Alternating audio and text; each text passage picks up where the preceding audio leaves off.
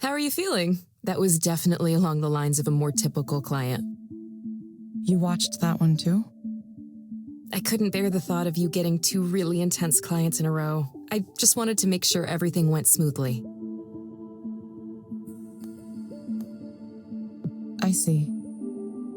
Are you getting used to the system now?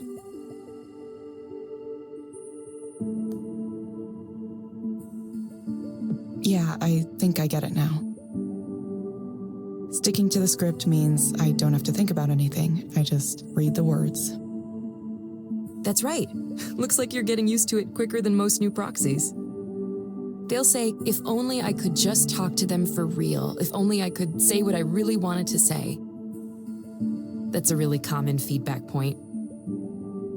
You're never tempted to break away from the script yourself? Nah, it's just not part of the job, you know?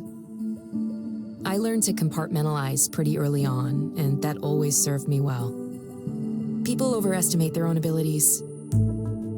Have you ever had an interaction with a stranger where he clearly thinks he's getting along with you way better than he actually is?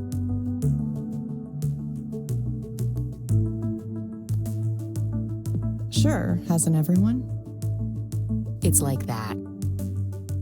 People like to think they can play therapist. It seems easy if all you know is the movie version.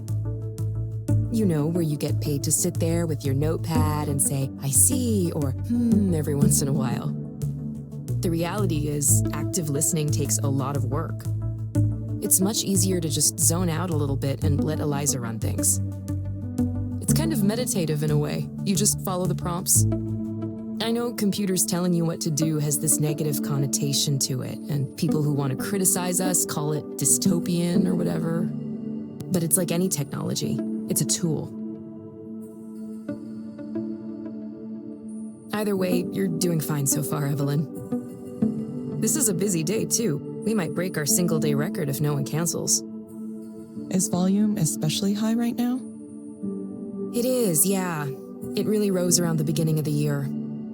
We've been in the press a lot lately, so it could be that. Could be it's New Year's resolutions, too. People coming in, wanting to sort their lives out once and for all. This year is the year I'm really going to start addressing my problems. I mean, I get that. I do the same thing. Yeah, me too. Anyway, I told you it was simple, right? Just keep up the good work following those prompts, and you'll be leveling up in no time.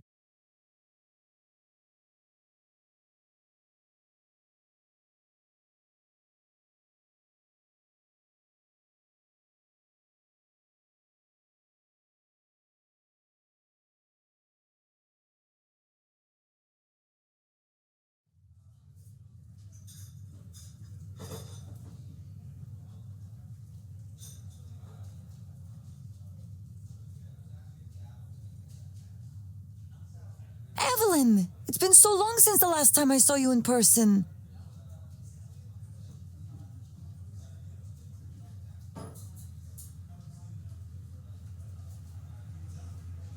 It's definitely been a while. 3 years? Yeah, almost 3 years. Feels like no time at all. Well, I'm glad you're back doing something. But you didn't tell me what the new job is.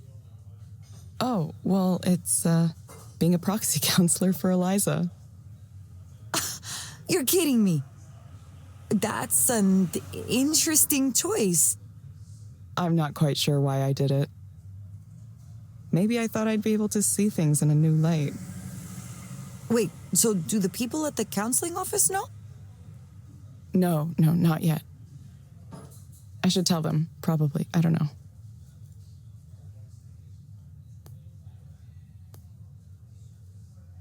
It's fun to have it be a secret. I'm sure it'll get out eventually, one way or another. Yeah, it probably will. Evelyn, how are you these days? I mean, really, how are you?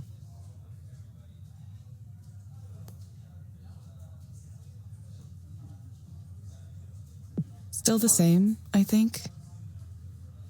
I knew you were working at that bookstore for a while, but other than that, it's like you dropped off the edge of the planet. Well, I wasn't up to much. I checked your social media once in a while, but nothing. Not that I blame you. I hate all those apps. Yeah, I deleted them.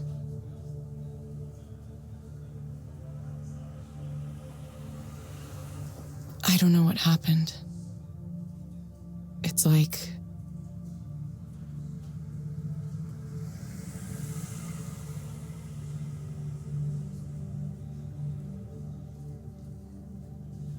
I guess I'm still not ready to talk about it yet. It's okay. Take the time you need. I'm sorry, Evelyn. I knew you were in a difficult place after what happened, and I wanted to say something. But I worried that maybe you don't want to hear from anyone from your past. Maybe you wanted to be left alone and not reminded of the old job.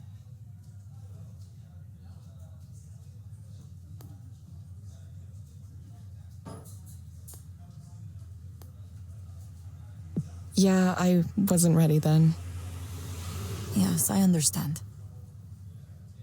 I was kind of going through a lot myself last couple years.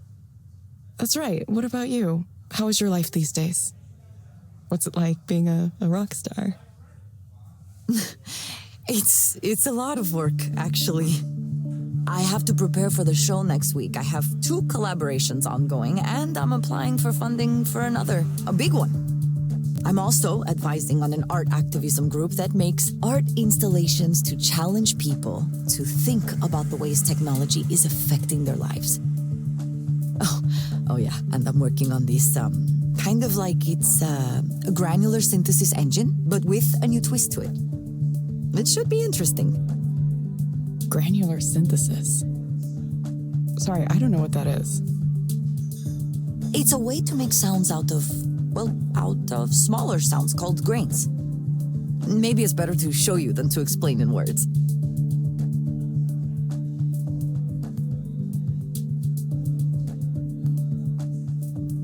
Sounds like you're busy, but happy. Yeah, it's good. Well, I make less money than I used to, but I don't care. Old me might have worried about that. Not anymore, though. Sometimes I do take a little contract coding work, but I'm making most of my rent with booking fees and selling music and so on. Kind of crazy. Kind of scary, but good.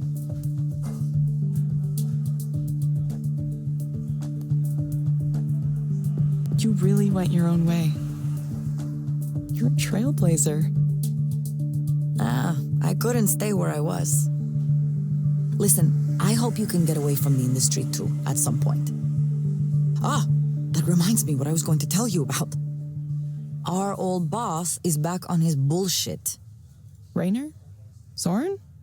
Soren Lloyd Rose. Celebrated psychologist, entrepreneur, and creepo.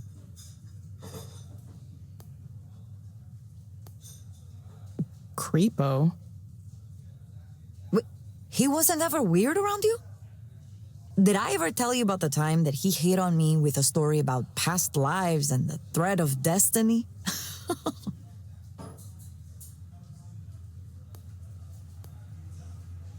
Wait, what? Oh, this is a good one. Okay, it was early on when the team was still pretty small, 7 or 10 people maximum.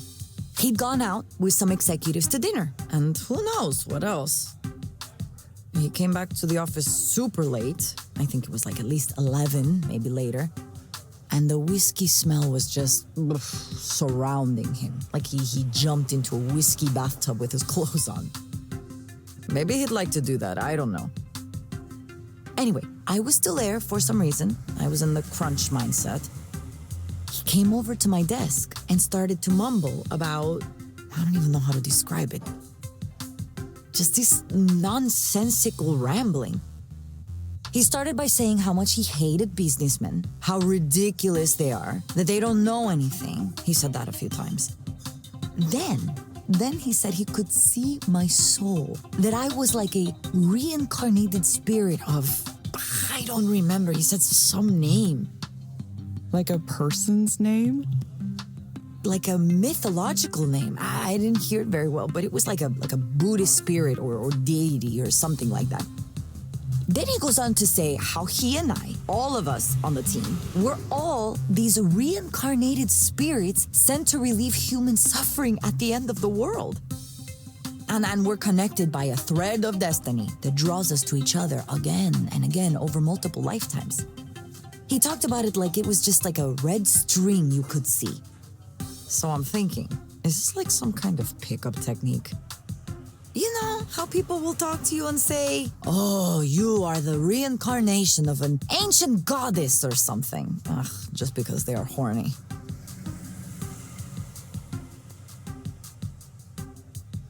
I'm sure he's tried that exact line. It really sounds like something he'd do. He went on some more like that for a while, and I didn't know what to do.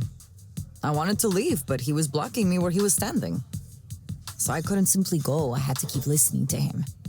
Finally, he mentioned that he would be open to the possibility of sleeping with me, and then he passed out on the couch immediately. You're kidding. No, not at all. Of course, we never talked about it after that. Certainly, I would not bring it up. I wonder if he even remembers. Nothing like that happened again, but I think it was because I took care to not be around if it seemed like he was going to be drunk at the office. I wonder if he's still that way. I'm sure he is. Wow. And now he's back. Isn't it exciting? He messaged me the other day wanting to talk to me about some new startup he's putting together. He left Skanda? He's planning to. It's a secret for now. He asked me to join, and I said, no, there's absolutely no way. Maybe a long time ago, I'd be interested in a chance to start a new company with someone famous like Soren at the top. You know, a time when I'd put up with his shittiness because I believed in what we were doing. Change the world, you know the speech. Or, if we didn't change the world, at least we might get rich trying. I don't think that way anymore. I'm tired of the tech business. I'm tired of what guys like him represent. This industry can have fun eating itself and everything around it, causing as many problems as it solves. I don't want to be a part of it. It took me a while to see it, but I feel some responsibility for the world we live in now. You've really changed, Nora. It doesn't feel like I've changed. It just feels like I know more about myself than I used to. I want to be creative, be myself to the maximum. Now I know you weren't lying about leaving social media because I posted about this. A lot. Yeah, I guess I missed it. A lot can happen in 3 years. Now I just hope maybe I could talk to other people who are in the same situation I was in. I want young people, especially women, to know that yes, it is possible to get rich by working with guys like Soren. But there is a big cost too. I mean, there's always a cost. Maybe a cost you didn't think about before. Or maybe it's a cost you thought you would be okay with paying, but then when the debt comes due, you realize, oof, it's bigger than you thought.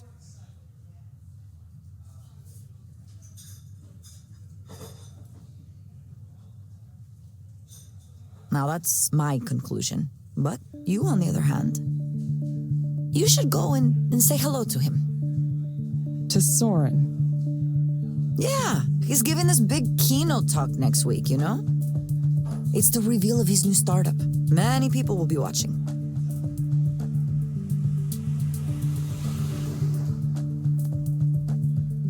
Why should I go to that? It will be interesting, don't you think? You're already working as a proxy for Eliza. That must be giving you some new perspectives. Now you'll get to see what Soren believes the next step is. Don't tell me you're not the least bit curious. I don't know. Maybe I am. It's free to attend? Of course not. It's at one of those conferences you pay thousands of dollars to get into. But lucky for you, I have an all-access pass. Here, take it. Really? Are you sure? Yeah, he had one sent to me. As if there's any way I would go to a snake person convention like that.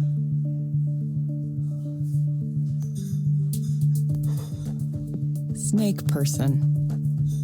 Ah, you know, people who are like snakes, venture capitalists, biz dev. If you're so against it, why do you think I should go? Because I already made my decision. You need to go make yours. You're coming out from the cave you were in for the last 3 years, and you need to decide what you're going to do next, right?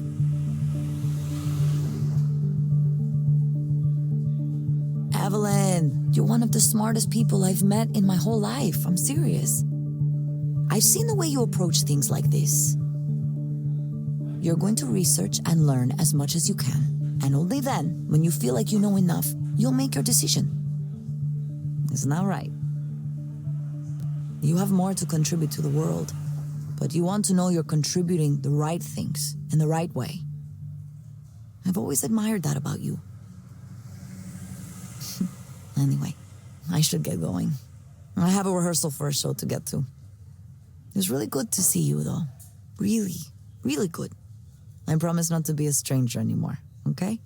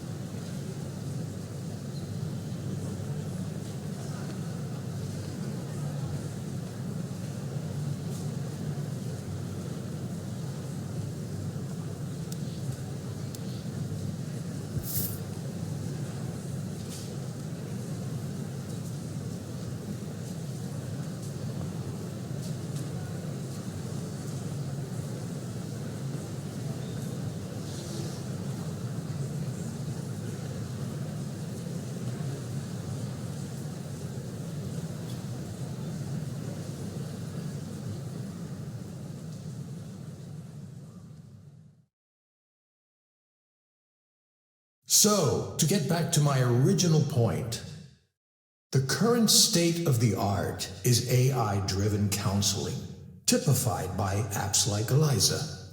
Let's talk about the model here for a second.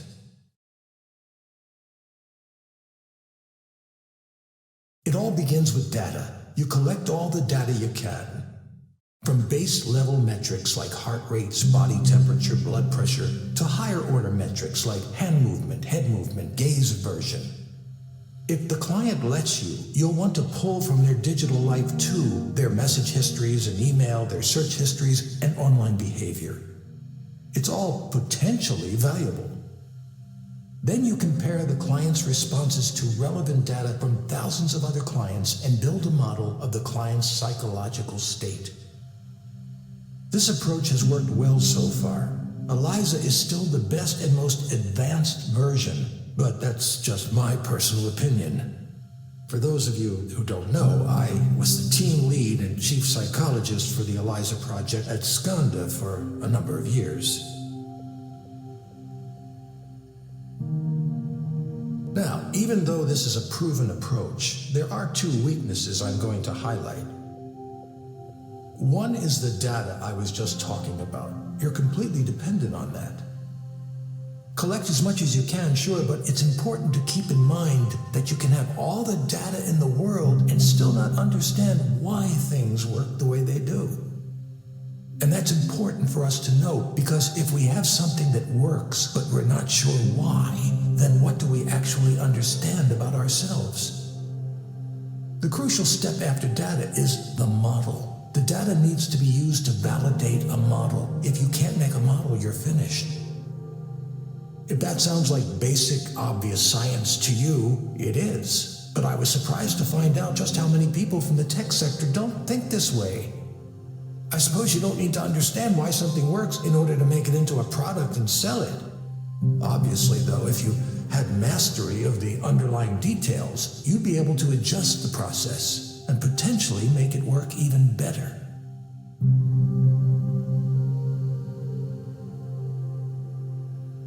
One further note while I'm discussing modeling. Many of the startups trying to address mental health right now are completely ignoring the insights provided by the field of traditional psychology. They do so at their own peril. Many of you know already, but as a brief personal aside, I was a professor of psychology before I joined the tech world. I'm continually stunned at how little the tech heads know or even care about the hundreds of years of psychological research that has gone on in my field. That's something I can talk about at length, perhaps another time. For now, I'll move on to the other weakness I mentioned. This is the real one, the big one. It's treatment. A system like Eliza can tell what's wrong with a client to a certain level of accuracy, but it doesn't quite know how to turn that into a comprehensive treatment plan. It can suggest therapeutic programs and activities, and soon it might even issue its own prescriptions without having to go through a doctor or a psychiatrist. Well, as long as the FDA continues to look upon us favorably. But those are blunt instruments compared to what I'm going to talk about next.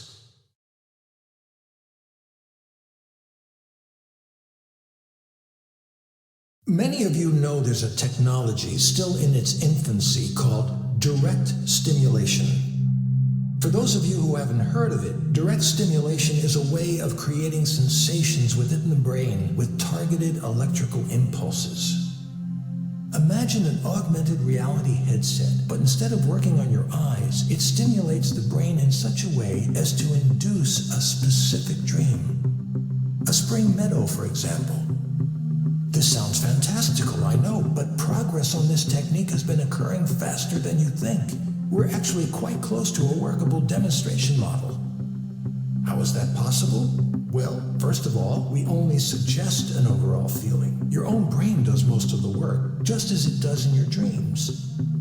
It fills in all of the visual details using its own set of memories and expectations.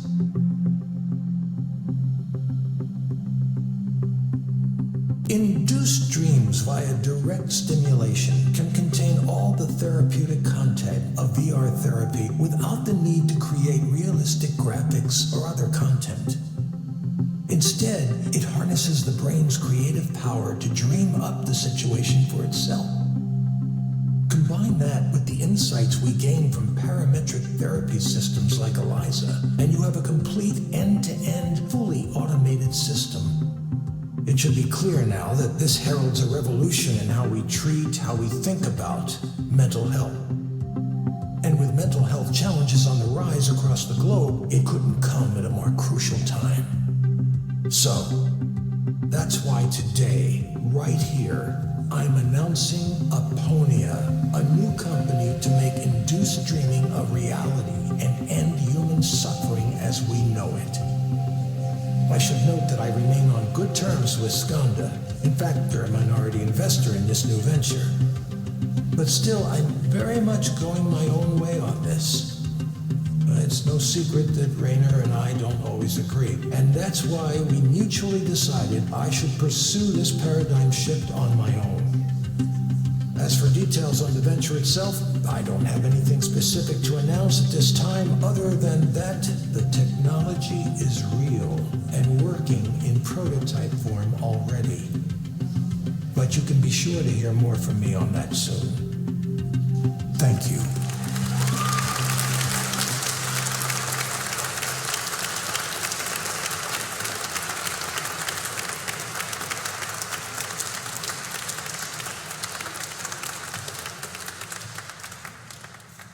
Now, I can take a very limited number of audience questions.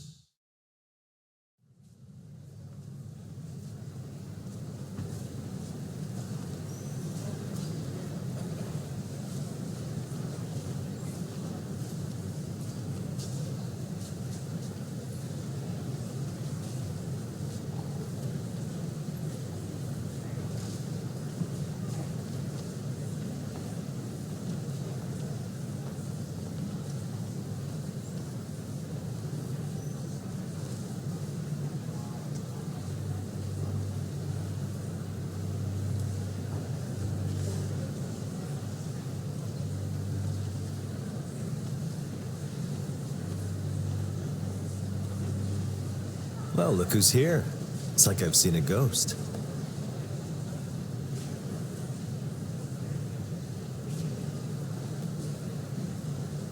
Good to see you too, Raynor. Where are you these days? I lost track after you left us. Nowhere. Nowhere? Nowhere is no place to be. Come by the new office sometime. You should see where we're taking Eliza.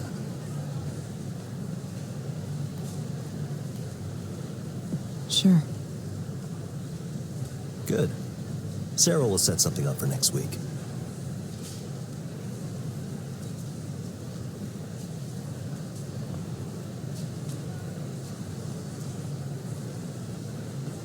See you then.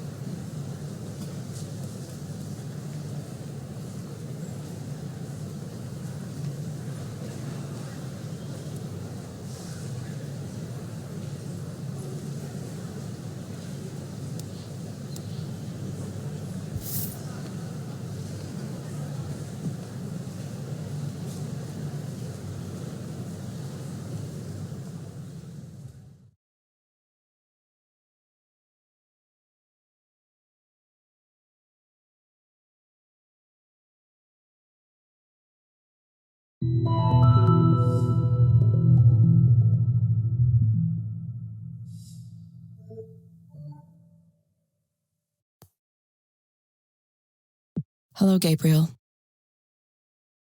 Hi.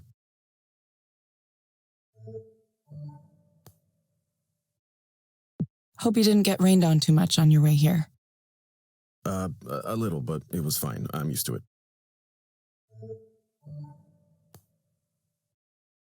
Most people here seem to get used to it, yes. Yeah, they have to, don't they? Not much of a choice unless you move away.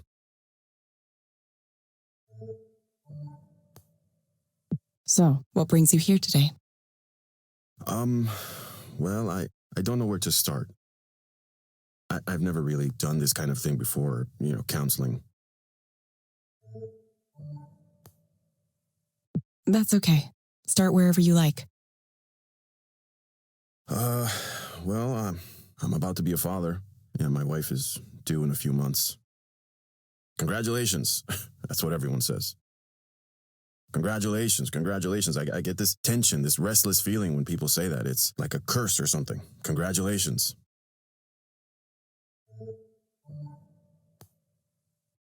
Sounds like you might be uncertain about that.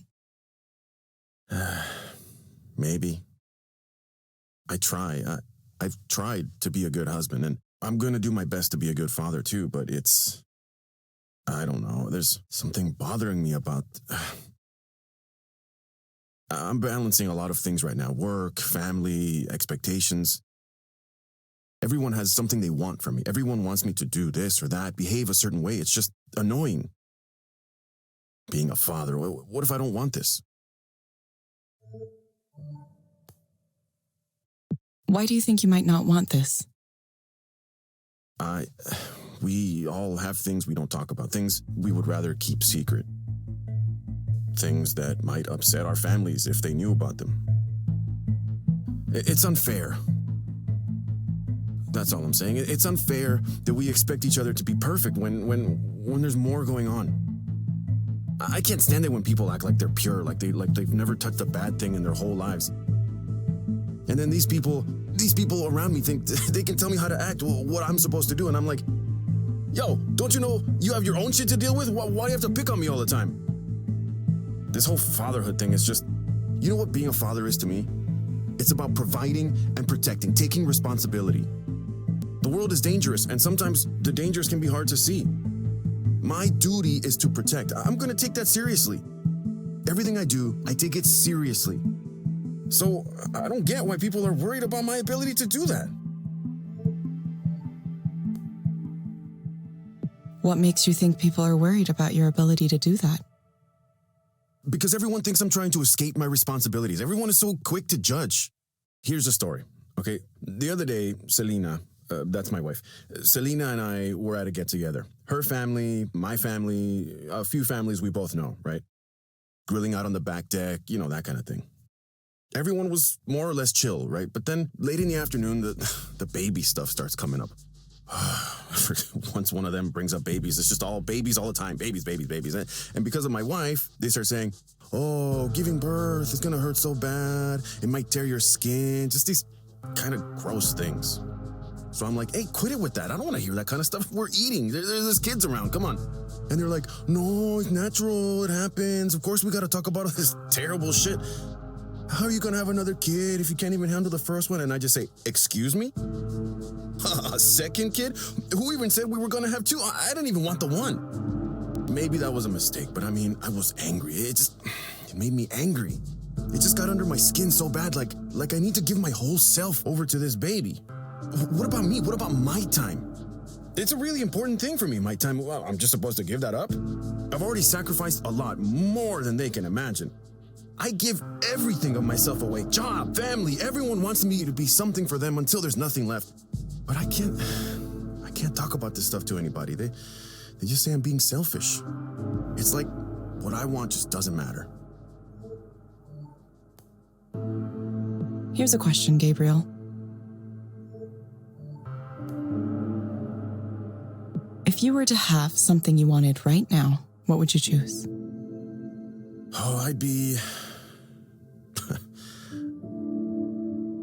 far away from all this. far away from everyone, just on my own for a while. Yeah, I just want to be away.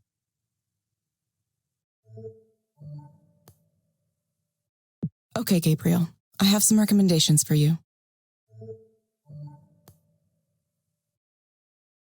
First, I'm going to suggest you try a therapeutic virtual world experience called Starry Skies. It may help you take your mind off things. Try it for about 15 minutes each day, in the morning or evening. Second, I recommend asking your doctor or psychiatrist about an Exafen. Based on my analysis, this medication might help you feel better. You will get a reminder to check in with us in a few weeks. That's it, huh? You can't just tell me what to do to solve this? Some help you turned out to be. Guess I'll have to figure things out for myself. Exactly like before. Thank you, Gabriel. We hope to see you back soon. Thank you for speaking with Eliza, your personal counseling partner. Goodbye.